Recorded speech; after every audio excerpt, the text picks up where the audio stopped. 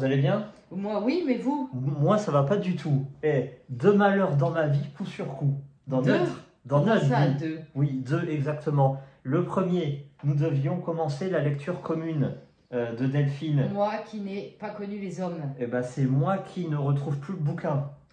Voilà, C'est tout pas où il simplement. On l'a perdu. Voilà, pourtant on l'a commandé, on l'a reçu, Oui. mais où il est passé? Il faut dire qu'on en reçoit beaucoup. Mais là, perdu.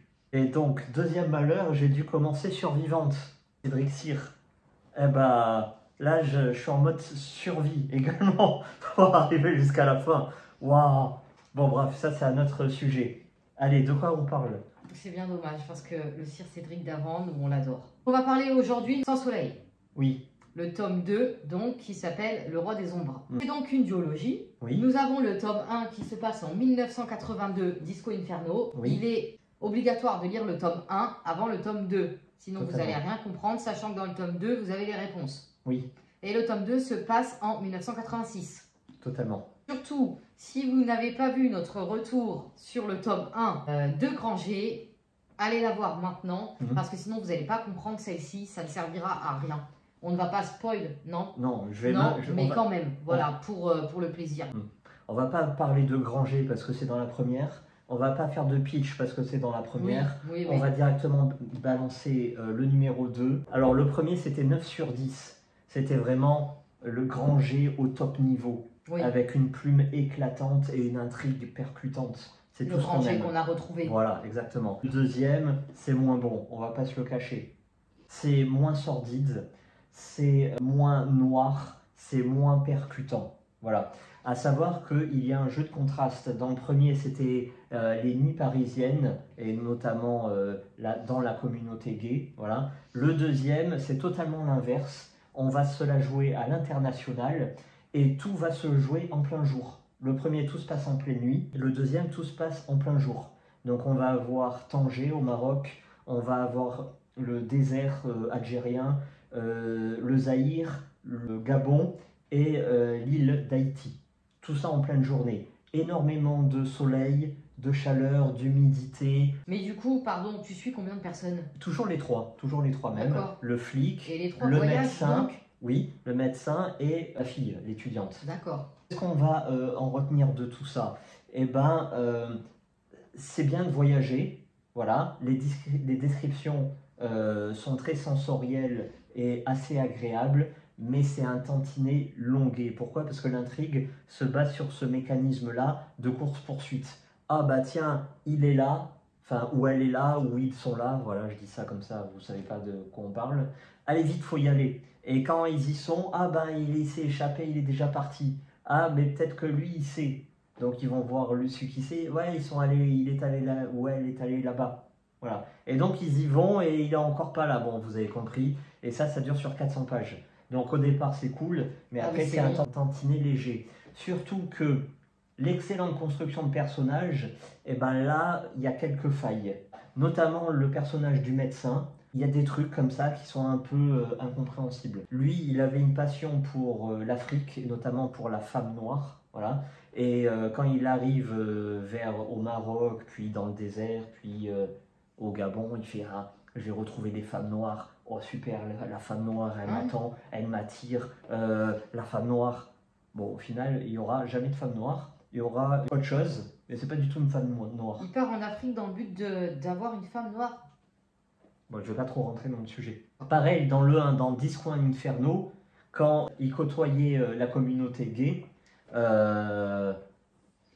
voilà, des petites questions, comme ci, comme ça, Question de quoi? sur ses Oui, parce que préférences. normalement il est homosexuel. Non. Ah non, Ah, non, non. d'accord. Mais petites questions. Mais bon, les questions, elles serviront à rien au final. T'as pas les réponses. Non, il n'y a pas de réponse. Non, lui, il cherche. Puis c'est même pas il n'y a même pas de construction à propos de ça. On dirait que c'est, voilà, c'est balancé. C'est lancé comme ça. Voilà, le cheveu on the soup et nothing after. Hein.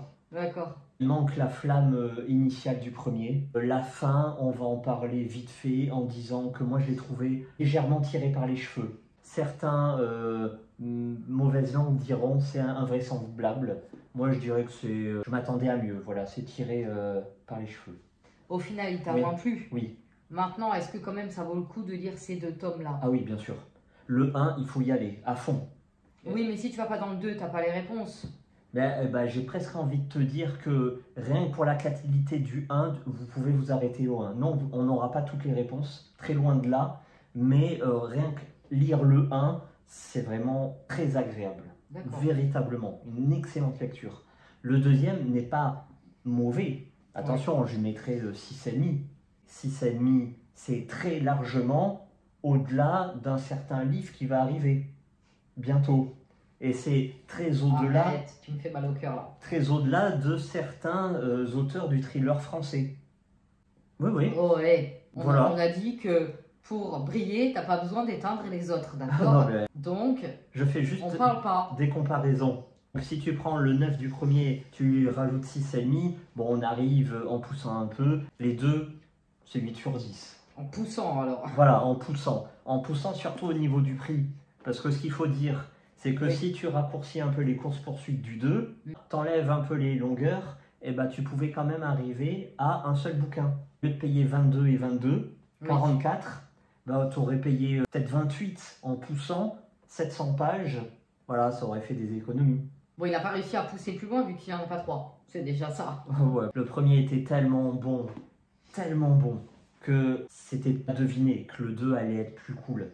Mais c'est intéressant parce qu'il a fait un jeu de contraste, jour et nuit, le jeu de l'international. Oui, là, il y a de la nuit, là du coup c'est le jour. Oui, et là c'est qu'à Paris, alors que là c'est à l'international. L'international, Granger, si vous l'avez lu, c'est son dada. Et quand il parle de pays, il y est allé, il connaît, il le décrit très bien, les us et coutumes. D'ailleurs, certains sur Babelio tirent la gueule.